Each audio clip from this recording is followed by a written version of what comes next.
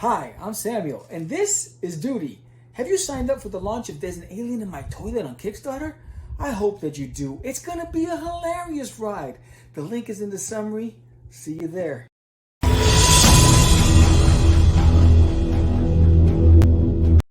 What's up, Judge? What's going on in the House of Craze tonight? In the House of Craze tonight, we have the creator of Dog Eaters, Mr. Malcolm Wong.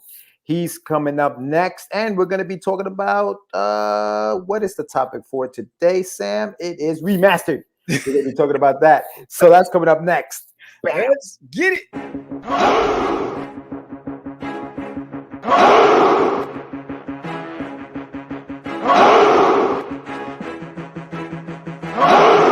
We are the only show for independents all around, giving you a platform to spread your word all over town. Catch the Craze is the place to promote to your fans with the dream of Medina and Sam the Crazy Man. Subscribe to our show and never miss an episode. It's time to get your mans, listen to us on the go. Updated every week, we never miss a day. Join the squad, come on in. It's time to catch the Craze. If you are an independent, catch the Craze. Making moves on your own, catch the Craze. On your grind in the streets, catch the Craze. Join the movement, catch the Craze.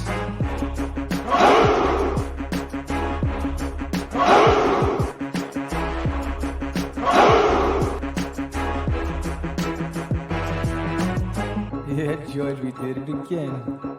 Come on now. Yeah, you want to do it. Catch the Craze.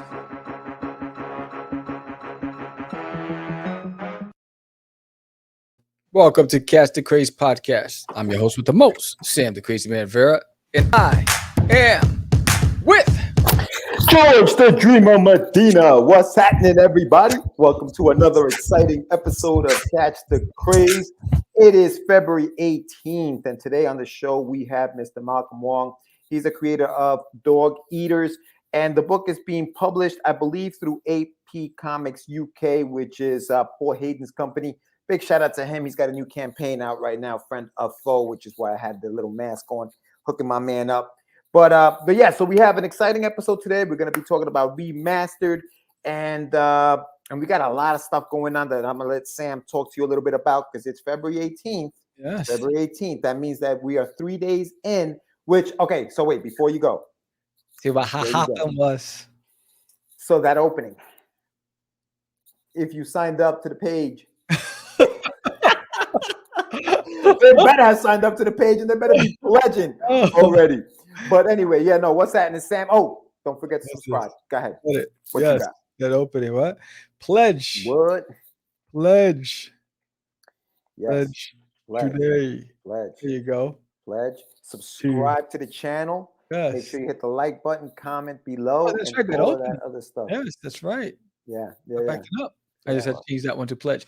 So what's happening? What's happening? We're in the middle of the campaign. I can't tell you where we are. I'm hoping that we're in a good spot. I mean, as of the recording of this episode, we have 80 people who signed up, 80 dudesters who signed up.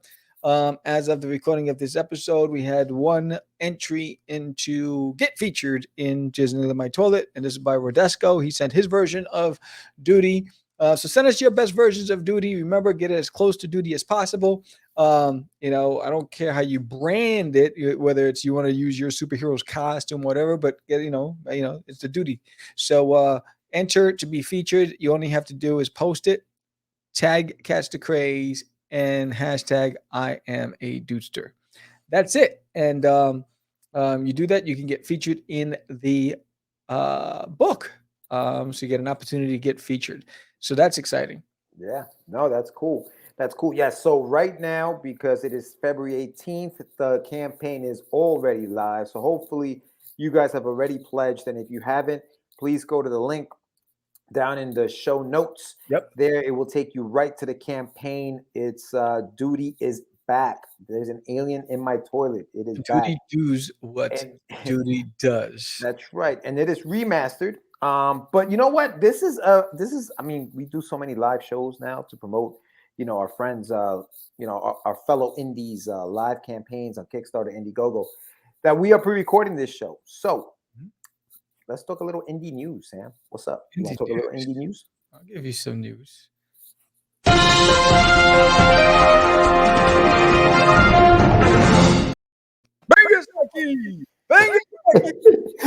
Listen, the cat's out of the bag, son. Yes. So the campaign is live. There's an alien in my toilet. That's indie news right now. Yes. So make sure you hit the link, go pledge to the campaign. Sam's got a lot of cool stuff. If you guys saw the show on Wednesday, you already know. On Tuesday, I should say. Wait, Wednesday or Tuesday? The 15th. Yes. You guys already know it's Tuesday. You guys already know what's going on. We had a blast. Oh, The production value of that show was incredible. Sam went all out. We have tons of stuff on the campaign available already, right? You have variant covers, right? We have variant covers, sketch Vinyl toys. vinyl toys. Give them the list, Sandy. Give them the list. Latex figure. We have a plush doll. We got trading cards, a coloring book, a guidebook. We got stickers. We got a T-shirt. We have original art. We have wood art, custom wood art, decorative pieces for your wall. Woo, We got it all. It all is that. crazy. All of that. There's that kid. There's that kid. Yes, so we have that going on. So make sure that you get on there and pledge to the campaign. Hopefully, I mean, I don't know. We can't look into the future, but hopefully by now the campaign has reached its goal. It's been funded, and now we're into stretch goals because there's a lot of retail bundles, there's educator bundles if you're in the education system and you're trying to get kids to want to have fun learning. Duty does that well.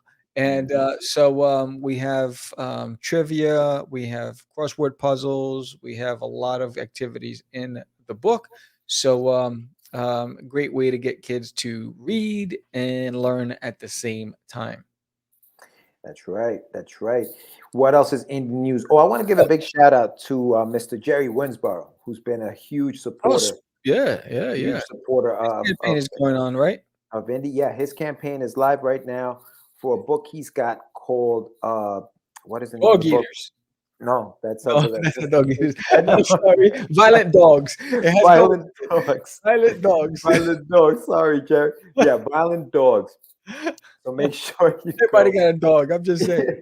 Make sure you go and hit the button on that campaign. We had him on the show last week. He was talking about it, and his campaign is live right now. So please go out there and support Jerry. Yes. He's got amazing work. His books are incredible. He had a book called Seek that was also funded through Kickstarter, and it was amazing. So I can't wait to read this one.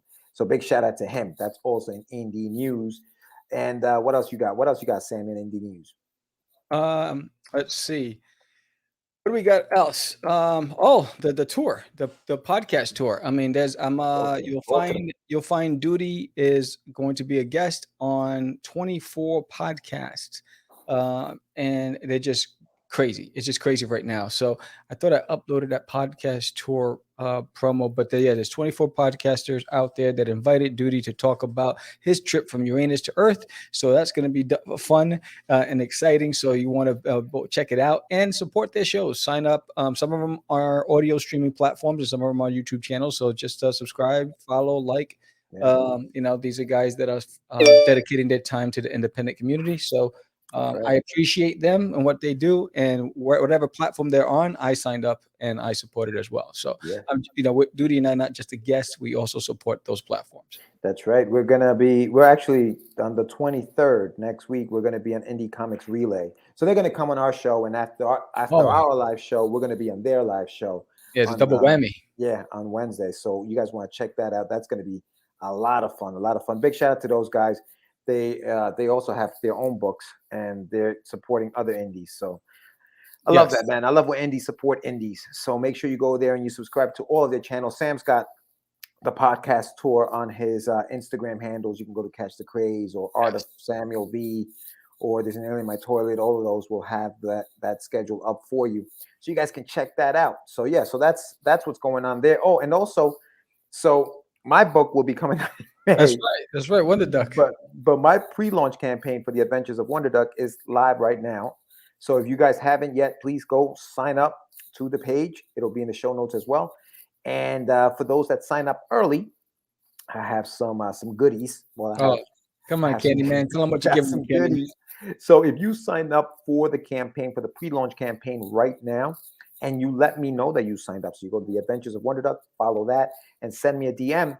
and you tell me, hey, I'm following the campaign, I will then send you a PDF of a 8x10 print that is going to be exclusive to those who are following the campaign early. Right. It's not going to be available on the campaign. It's just going to be available for you.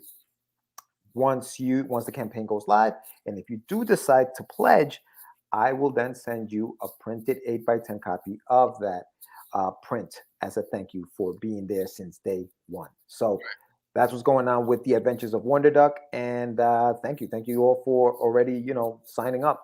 So yeah, it's exciting. We got some good stuff coming down the pike, Sam. Yeah, some good stuff. I did send in my application for the Dallas Fan Expo. Nice. It brings in, I forgot the 60,000 people. 60,000. It's crazy. So I just signed up for Dallas Fan Expo. That's going to be in June.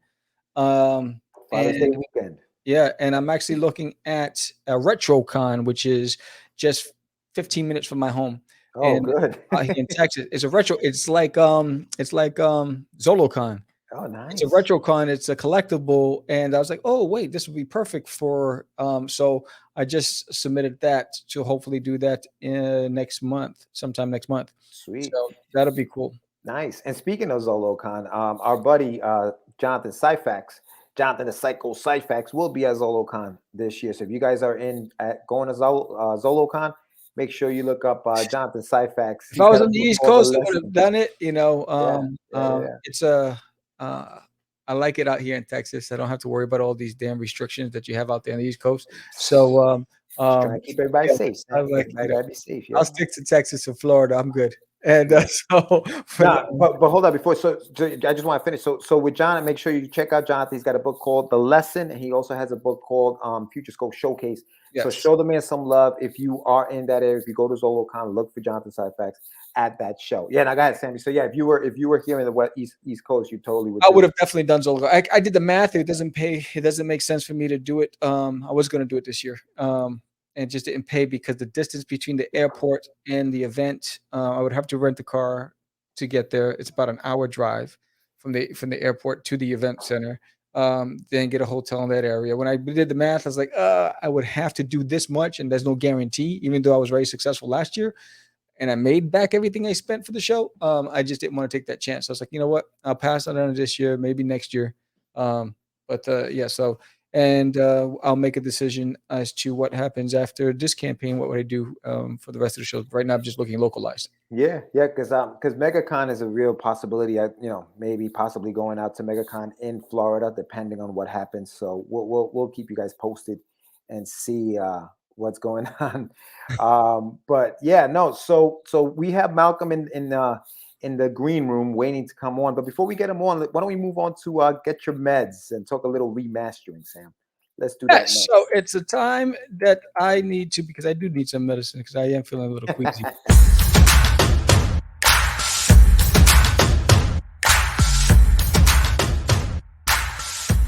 It's time for your medicine. Remastered.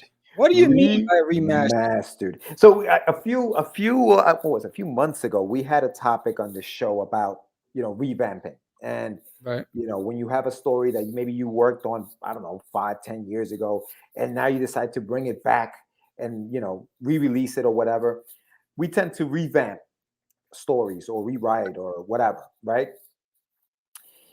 Now we're talking about remastering, new terminology, new term. Let's talk about remastering. What do we mean by remastering, Sam? I equate it to when, perfect example, when you have like a vintage film, right? So say like a film from the 80s that was on a VHS, right? And so, it doesn't translate well to the new era of digital, right? So they had to, you remaster it. So you enhance the coloring, you retouch it. You enhance the audio quality, you retouch it.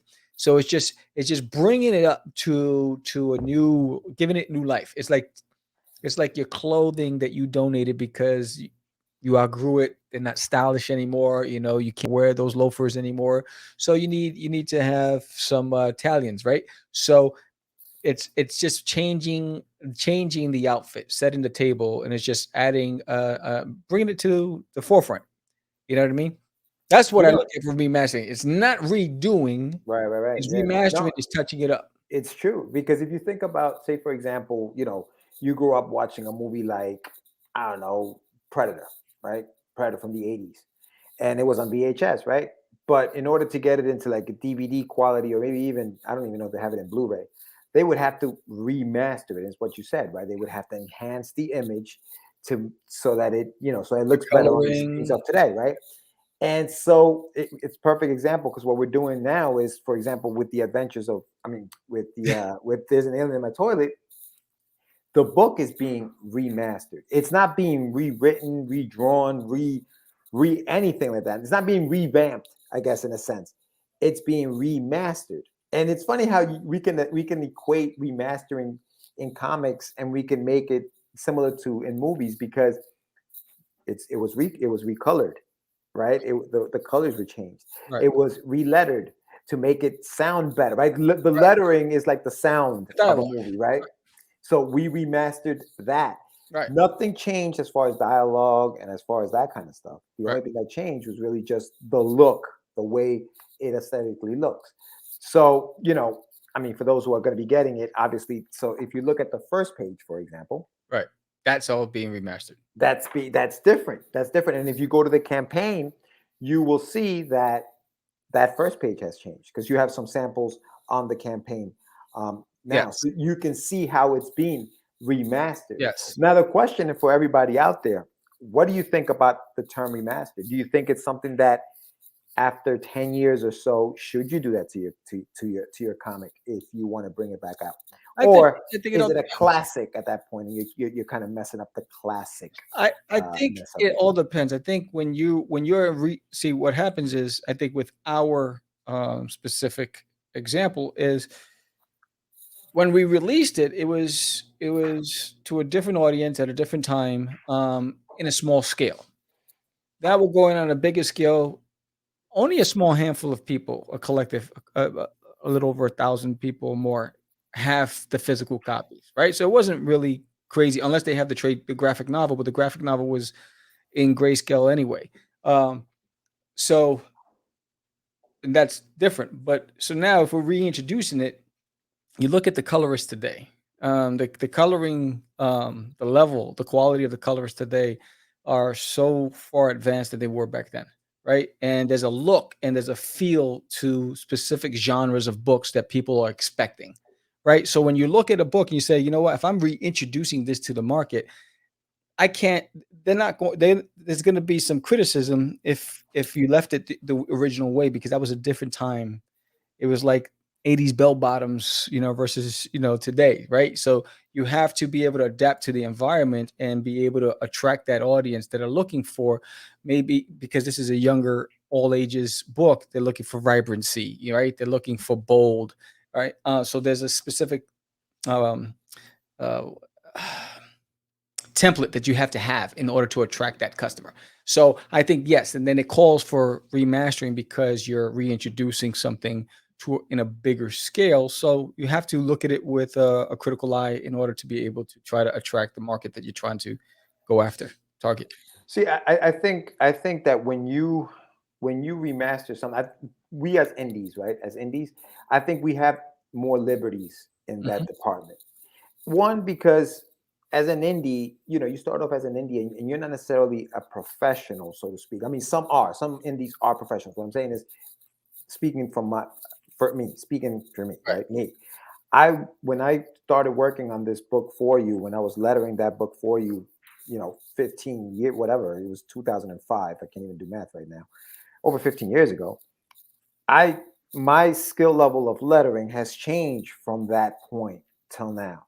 So for me, it's in my best interest to me. If you're re-releasing a book that has my lettering in it, and I'm saying lettering, no, my lettering in it, it is in my best interest to put my best foot forward and say, hey man, let me redo that, because there were a lot of amateur mistakes in the book that shouldn't be in the book if you're re-releasing it today. And so if we are bringing it back out, let me remaster it, let me redo it and enhance it so that it is better, because we've evolved as creators. I think that is something that we can do as indies. I don't think that a comic book from Marvel or DC from 1972 should be remastered, right? It's No, I think professionals back then. They're not do, going to change the coloring just because it gonna looks better reinterpret today. the story with a new artist, like they do with the films. You know, what I mean, how many times did they release Superman and tell the damn backstory every single damn time? Can you In tell the a new movies. story of Superman? You're driving me Right. nuts, Mhm. right? So I think you can. I think it all depends,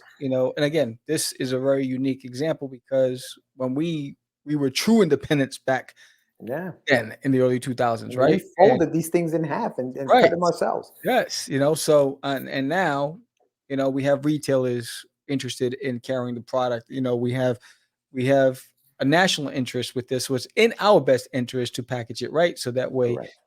you know, there's a level of quality that they're going to expect from this. And mind you, it's in all ages. It's not going to be a Marvel-esque book.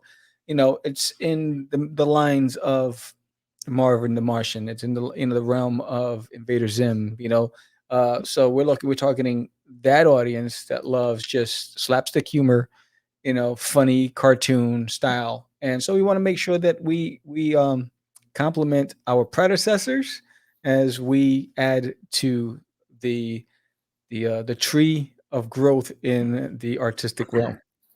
Yeah, I think we owe it to our fans to put our best foot forward because we're indies and because we're under a bigger microscope than say the big two. Because we You know, got a bad rap. yeah, they can put anything on a page and it's going to sell and they're going to say, oh, Mhm. that's Marvel, that's DC. Whereas us, they're looking for a reason not to buy a book, and not everybody. I'm sure there's a lot of people who support indies, but a lot of people support indies and they do, but there are a lot of people who also question, hey, am I going to see a second issue? Am I going to should I put any money into this product? Is it going to be worth the read when I open it up and actually get home and read it? What is it going to look like? It's going to have typos, misspellings. The fonts are all different. You know what I mean? Like there are just certain things that shouldn't be in a book when you're paying for it. Are they going to get that? So all of that, we're under a lot of that. Yes, Stress believe me, because I do indies. What's in the Box every Thursdays, and you know we talk behind the scenes on some of these books where I'm like the font gets smaller and smaller as I turn the page, and I'm like, I need a micro. I'm like, what's going on? Or the size of the font changes, or the type of the font changes, and it goes from Comic Sans to Arial. I'm like, why are they changing the fonts? And then you have miniature font in a really oversized balloon. I'm like, what the hell's going on here? But and I think that's the stuff that we pay a lot of attention to make certain that we because don't we've made those mistakes, and that's the whole thing. We've made those mistakes, and some of those mistakes were made in the book. Yeah. When I look at some of that stuff in the book, I'm like, damn, those tails on that word. Those tails were horrible. Like this big, bro. Like, how fat are those things? We got to redo this because we've learned. We know. I know better. You can't put that back out there. So it is. I think as indies, we got to put our egos aside. Yes. And say, look, I've evolved. I've become a better artist, writer, letterer, inker, colorist. Right. It's okay for me to redo whatever I have to do. I'm not saying change your story. If you believe in your story, keep your story. I'm saying aesthetically, if you can make that better somehow, whether it's the letter, especially lettering, I think, and I'm not saying this because I letter. I'm just saying lettering, I think, is so. We don't look at how important that is. It's extremely important, right? Sometimes which is why I don't do it. No, sometimes, we forget how important that is because it's almost like it's got to be there. It needs to be there for you as part of the comic. It needs to be there, but it also needs to disappear on the page. So you have to see it without seeing it. You know what I mean? Like it has to complement the page. Yes, and so when it's done wrong, you can see it. I was like, wait, where's the art? All I see is bubbles. It's the first thing you see. So there was a book that I featured on What's in the Box. And I was like, you covered up all the art. All I see is balloons everywhere. I was like, oh, this must be a writer who never wrote a comic book, and he probably just micromanaged the process and wanted his words to overwhelm the audience. He should have just wrote a prose instead of a comic book because the dialogue was everywhere, and he paid for an artist who just wasn't showcased because it was just hidden behind bubbles. It was crazy, and that's something you got to be mindful too when you're writing a comic book. The dialogue, how much dialogue is going to fit in this panel? Is it going to cover the art? And for the novice letterers out there, go to Blambot.com. Blambot has a great tutorials on how to properly letter a page. Fonts, tutorials, where Yeah. the placement of the balloons, Yes. all these things that And fall. why? Yes. Why? Yeah. And like George said, put your ego aside, go over to Blambot. Don't listen to us. We don't know what we're talking about. Go to Blambot. They're Word. the pros. That's who we defer to. I was like, all right, let me go check these guys out. But Yeah. I'm smart enough to know that, look, I don't like to letter. I'm not good at lettering. George is, and George, brings the story to life with his lettering. And so for me, it's you got to know your limitations, and I think the best thing an independent can do is get an editor, because you got a second set of eyes that's going to direct you, and Yeah. is going to make sure that the final piece is ready, is press ready. So you want to take that burden off your shoulders, because I know you have you want to have the final say in everything. Get an editor, pay for it, and you'll be happy at the end, because they're going to help protect your product. Yeah. Because sometimes you don't see what's right in front of you because you have blinders on, and I think that's what it is. Yeah, no, absolutely, absolutely. But yeah, no, that's a great topic. I mean, listen, guys, feel free to go into the chat down below and just let us know what you think Yeah. about the topic, remastering a comic book. If you Yes. have a book that's been remastered, let us know. Put it on the comments there. We'll check it out. Take a look at that thing. Yeah. Yes. So with that said, that was that. We're going to go to commercial break, and when we come back, we're going to bring in Malcolm Wong and talk about dog eaters. Yes, sir. It's going to be crazy, because it's just sick. I just can't wait to talk about it. So we're going to play a trailer for Violent Dogs, and we're going to come back and start the convo.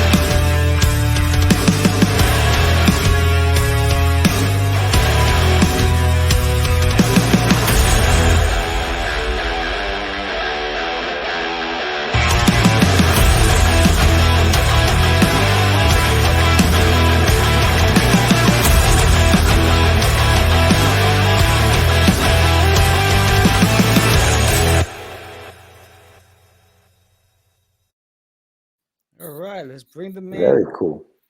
Welcome. Hey, what's going on?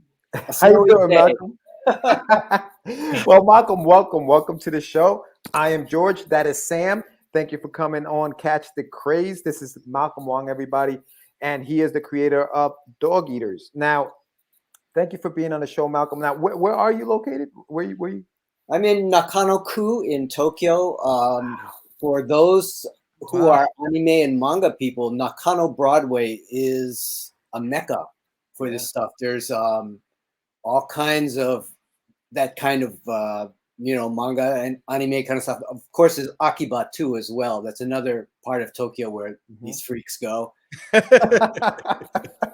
Nakano Broadway, it has it's a mecca, and there's like cell animations. There's kind of risque figurines. There's the guy. He's a famous Japanese artist. He has a couple galleries there. Super flat, based on anime and stuff like that. It's very so Nakano. It's kind of a good place. Yeah, Malcolm, you're making me. I want to go to Tokyo already. I want to go to Japan already. You're making me want to go even more, man. That sounds incredible. That sounds incredible. Now, so for those who don't know who you are, just give us a quick introduction as to who Malcolm Wong is, where you grew up. Obviously, you've told us a little bit about it, but tell us a little bit about that. Well, I'm third generation Chinese American. My descendants or whatever came to America over 100 years ago, so that gives you a slight idea of my age. I'm actually older than I look. That's what everybody says. Malcolm is he's like 205 years old. And born in Baltimore. elementary through high school in Boston area. 2 years at the University of Massachusetts Amherst. Moved to Hilo College in Hawaii. Then to Honolulu, where I got a master's in sculpture. Did my thesis in film. Went to Osaka and Tokyo. Did music videos for 10 years. Wow. And started writing when a fortune teller told me, I was like, hey, what should I do in the future? I'm doing music, I'm doing film, I'm doing video. And then she said, you should write.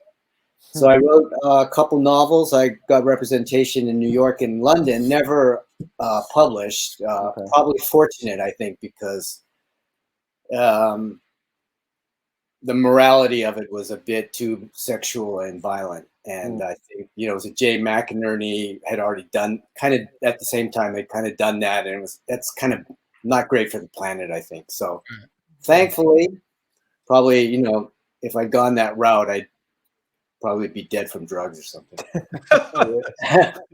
And so writing novels, and then I had a motorcycle accident, and one of my son's fathers, who's a doctor, and we're going to international school, and he came over and I was talking to him, and he goes, hey, my mother is a script supervisor. She's worked with Spielberg and this kind of stuff.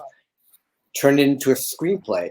So I wrote a screenplay, couple screenplays, and Dog Eaters won 3 awards at the Screenwriting Expo in LA. This is quite a while ago, actually. And one of the awards was the Dable Brothers Award. I'm not sure if you know the Dable Brothers. They were we had them on our show. Yeah. So you know a bit about them. I know a bit more about them. So what happened there was David, which is the third brother, or actually the 4th or 5th brother. There's Ernst and Les are the two. Les was the driving force behind that. And I think if people know about the Dable brothers, their claim to fame was chasing George R. R. Martin for 2 years before they were able to get the rights to Hedge Knight, which is a prequel to Game of Thrones. Right. That was a huge hit, like 2000s. I would say early 2000s. Yes. And so they turned that into like an amazing, calling card. It was just like all these fantasy writers. They have the rights to Wheel of Time. Yeah, that's right. Robert Jordan's. Yeah. And I saw when I went to New York Comic Con, there was a Chase. What's his name? I forget his name. This young black artist was doing character sketches. I mean, if they had only kept it together, and the problem with the Dable brothers was, which I had heard on back then, it was forums, right? Comic forums. Sure, yeah, that's how it was back then. And it's like, hey, these guys are not paying their artists. And so this artist, Guillermo Angel from Chile, Santiago. Well, he's from actually Santiago, and which is kind of a beach town, I believe. And then he was like his uncle had done some work for them, and so he was recommended, and I chose him. He was great. And I told him, he did 10 pages of roughs, pencils. And I said, send an invoice. Let's see what happens. Nothing. Oh. Nothing. So I said, at that time I had a little bit of money. So I said, I'm going to produce this thing and keep all the rights. It's my intellectual property, which is, fantastic. Important. Yeah. So we just went through and did that. And, and they did put out the first 3 issues. It was basically the prize was 6 floppies and then bind it into a graphic novel. And so when Dable Brothers, they went from one publisher to the next. Like they ended up at Marvel, and then Marvel severed them. I mean, they were Del Rey, they were like all kinds of places. Right, You know, right. for, and when David came out, he goes, "Okay, I'm Sea Lion Books." So it's kind of like Dable Brothers, but it's not. And so we did come up with a cover. Wow. I heard you talking about Remastering? remastering. Yeah. And so when I did it as an independent. Oh, yeah, that's changed the that's cover. beautiful, man. Yeah. And I went into the forward and the afterward, the explanation of the story of this journey. Yeah. Right. Is quite torturous, let me tell you. Mm-hmm. And you know, so that's how we got from here to there. And then now through Lance Lucero, he hooked me up with Paul Hayden and ASAP in Any One World. And this is kind of like, it feels very new. Mm-hmm. The way he's doing things, you know, the crowdsourcing, linking it with his son's disability and charities, and, you know, doing this kind of being linked to a larger society than just a comic kind of world. You know, it's more of a community, overall community thing. Yeah. Which I think is really, it's really cool. So there's a kind of engagement there that is beyond just kind of a very niche thing. Yeah. You know, no, we had him on the show. It's fun because we had him on the show. We also had Lance on the show as well. So we spoken to both gentlemen. Great guys, and you guys are doing amazing work. I mean, your book, Malcolm, that the pages inside of this book, and beautiful stuff, man. Thank you. Beautiful, beautiful stuff. Yeah. Now you went through the whole journey, and it's incredible how things change and they don't change, right? Because as an independent creator, you're out there, you're trying to find a way to get your voice out there.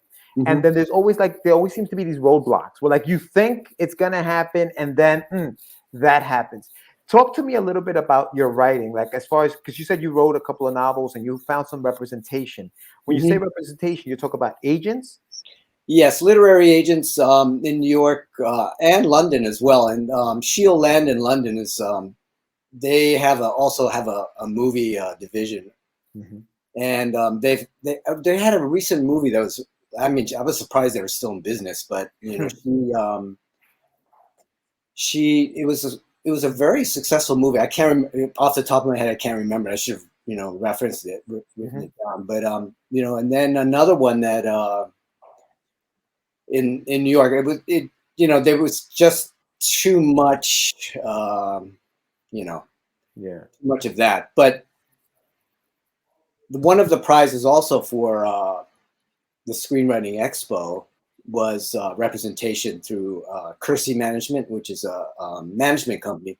So you have the big agencies like, you know, Creative, you know, the CCA and Endeavor and those places kind of like that in Hollywood, right?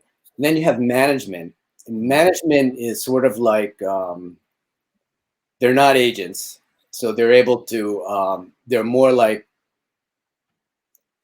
they can pitch, but it's not like being with these, you know, like the superstar kind of things. Although these, you know, superstars do have lawyers, managers, and agents, right? And you know, physical therapists and cosmetic surgeons and whatever, you know what I mean? They got everything.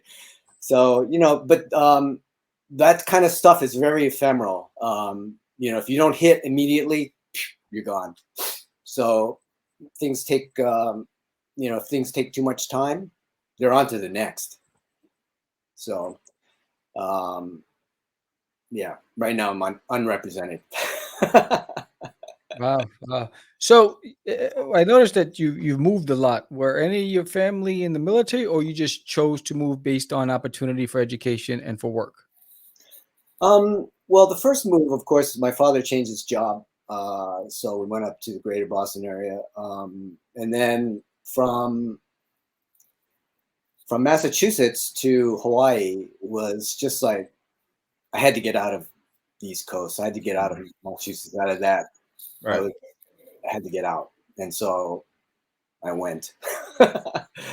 And that was, the best thing I've ever done was go west.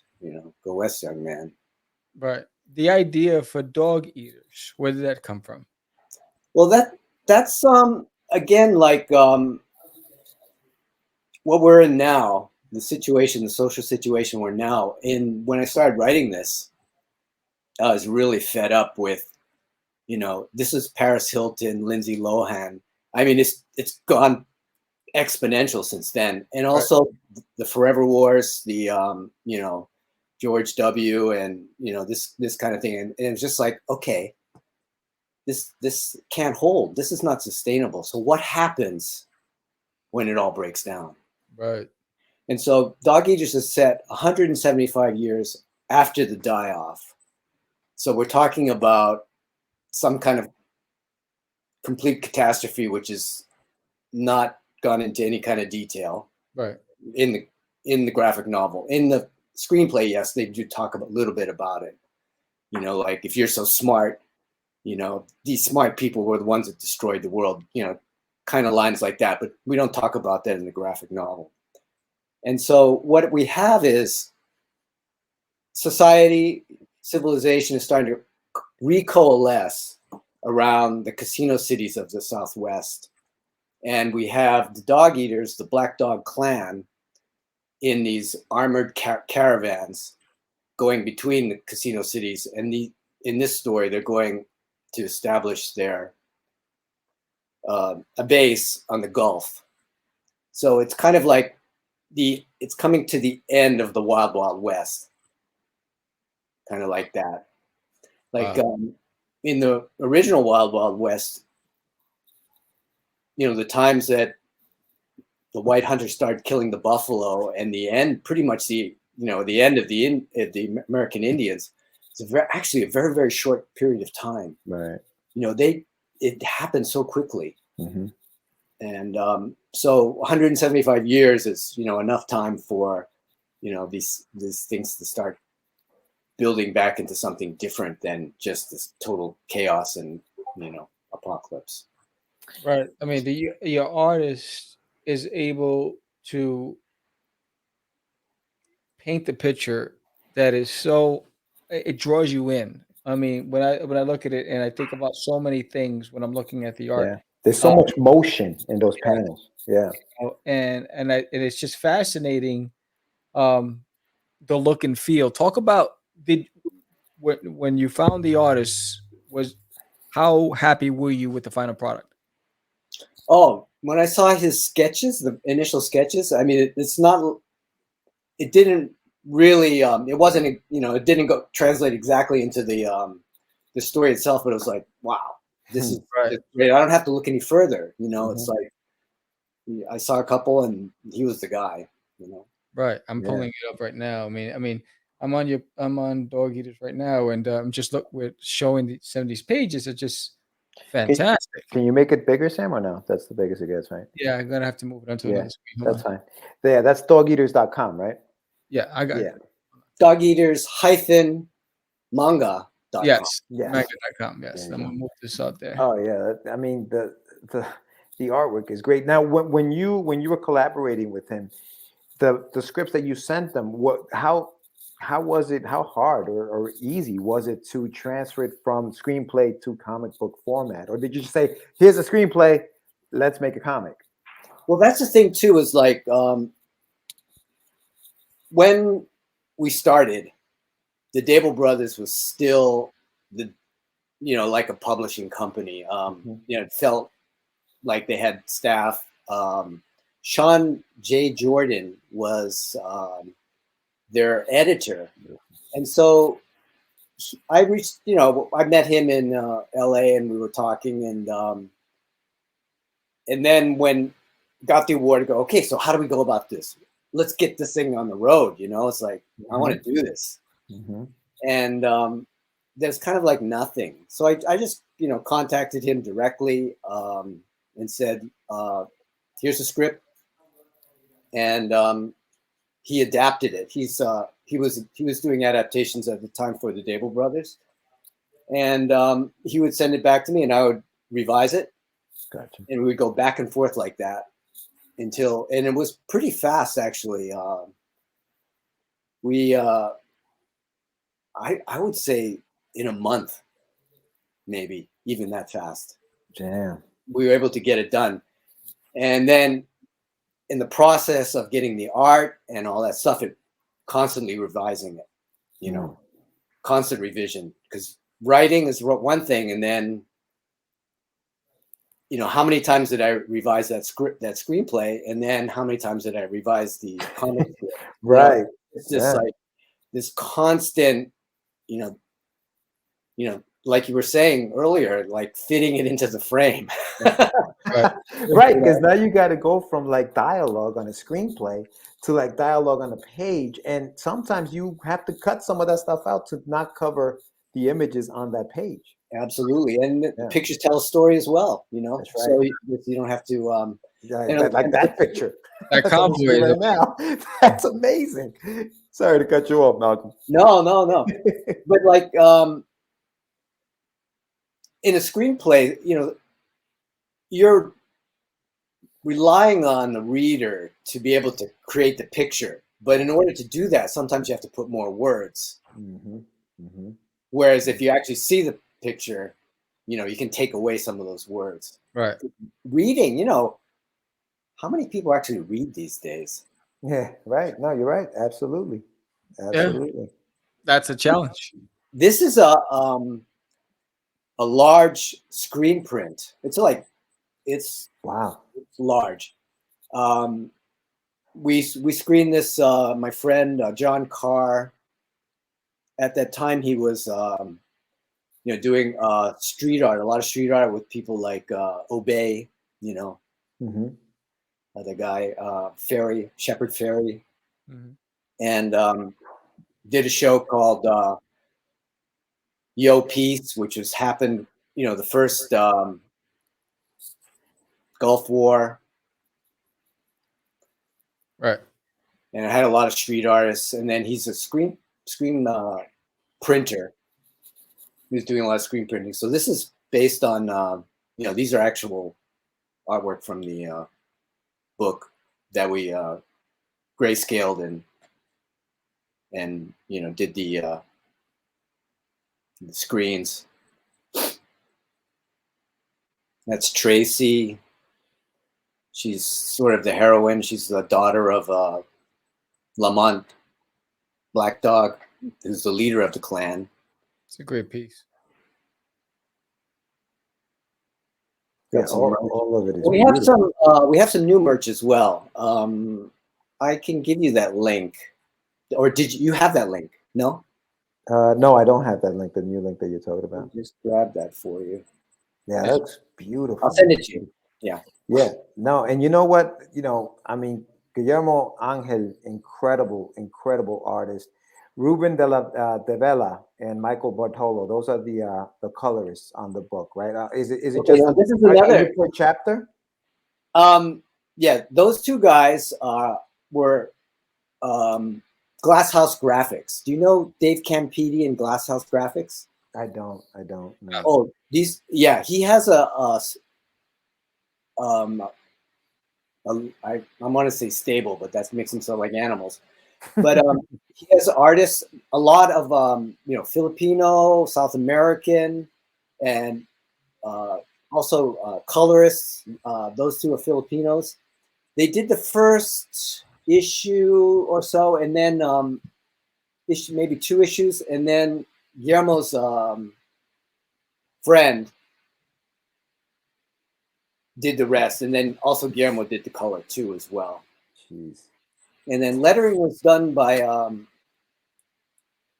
2 guys, Bill Tortellini, he's the East Coast guy, and Dave Lamphere, who is he's kind of well known, I think, as a letterist. So basically, it was kind of like almost like a regular kind of indies publishing thing. Like you were talking about, doing your own stuff, and so it's sort of in between that and, Yeah, no, I got you. Marvel and DC kind of thing. That I would say it's that level of production. And we talked about it even before you came on, how certain things, and including the lettering, can really hurt the artwork or hurt a page. Coloring can do the same. Like coloring can really affect the page in a negative way, as well as look at this beautiful page right there, enhance it. And I think you found a very good team of people to kind of complement everything you guys are doing. I mean, it's just this is an incredible looking book. And it's a graphic novel, right, Malcolm? Is that how you're selling it, or can people get independent issues, or how do you sell the book?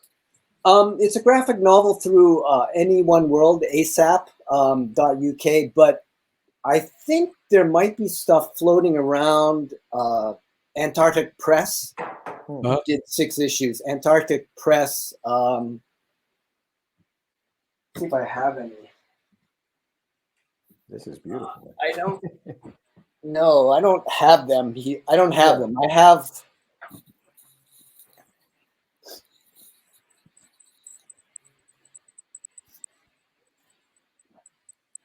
I have Dable Brothers. I have Dable Brothers. I have, but the Antarctic Press, it's pretty much identical to what the Dable Brothers should have done. Gotcha. And that came out pre-pandemic. And so, there's been a lot of this. Actually, this is like the 5th or 6th try for dog years. I'm telling you, it's like, first Dable Brothers, then Sea Lion Books. Then we did some digital with Media 1111. I put it out independently, and then this is through ASAP and Any One World. So, I mean, this is what it takes to be independent. You know what I mean? It's just like a constant struggle of being an unknown. Oh yeah. And you got to hit the pavement, and you got to hit it hard, and you got to keep going and keep moving. Malcolm, we're running a little out of time, but I just want to let everybody know. Let us know where we can get all of this incredible artwork, and we're gonna have to have you back on the show because there's just so much to unpack with how much you've done that we'd love to have you back and just talk a little bit more. Sure, anytime. We have more time. But tell us how to get Dog Eaters, where to get it, and give us your social media handles and all that other fun stuff. Should I send it to you then? Yeah, we'll have it on the show notes, but if you want to just let us know where you can get some of that stuff so that people know. Okay, so Any One World, ASAP.uk. I think you go to ASAP. It's kind of like a little bit of a disconnect between those two sites, but it's Paul Hayden. That's Paul Hayden's site. Okay. And I gotta update dogeaters-manga.com, which is where it's more like it has all that artwork that you were showing, and it has kind of like a little bit of what I'm doing now, and there's also some merch up on. I have a Shopify site, but it's not easily found, so you need a direct link for that. It's not. And we're gonna have all of that information in the show notes for everybody. But Malcolm, thank you so much for coming on. Good morning. Thank you for coming on early in the morning your time. But thank you for hanging, and we definitely got to do this again. Again, thank you so much for coming on. Absolutely. I have your email. We're gonna get in contact, so we'll definitely have you back. All right. Thank you very much. Thanks, buddy. Thanks, Sam, George. You too. Take care, man. All right, that was Malcolm. This is another episode of Catch the Craze podcast. Thank you guys so much for following us. Again, the links are in the summary. Hit the links, go over to dogeaters-manga.com. And the artwork is fantastic. It's incredible. And get yourself a copy, man. And go check out ASAP Comics. Again, the links are in the summary. With that said, if you like this episode, give us a thumbs up. Please subscribe if you haven't done so already. Recommend it to a friend. And if you're not able to watch us on YouTube or any of the other video streaming platforms, we are also available on iHeartRadio, Fanboy, Spotify, and Pandora. So, give us a rating. Let us know what you think of the show. Any specific guests you would like us to have on the show, let us know. If you have a topic for the Crazy Nintendo List on Mondays, hit me up. If you have a book you'd like me to feature on What's in the Box on Thursdays, let me know as well. With that said, don't forget, The Name of My Toilet is currently live right now on Kickstarter. If you haven't done so already, head over there and pledge. It is fantastic. There is so much to offer. And don't forget, Wonderduck launches May 4th, the day after George Medina's birthday. So go over and check it out. And that's all I got. That's all I got. We're going to be live next week, so make sure you check us out. And that is it. Yes, with that said, I'm Sam the Crazy Man Vera. George the Dreamer Medina. And we are it's just easy. It's not. Crazy. Acquiesce. No, I was talking about my friend Acquiesce. I met him. Say my name, Right? This is what you were thinking? Oh, He described me. He said, I'm the What? Catch the Craze. You're listening to Catch the Craze. You're listening to Catch the Craze. You are listening to Catch the Craze on Catch the Craze. You're listening to Catch the Craze.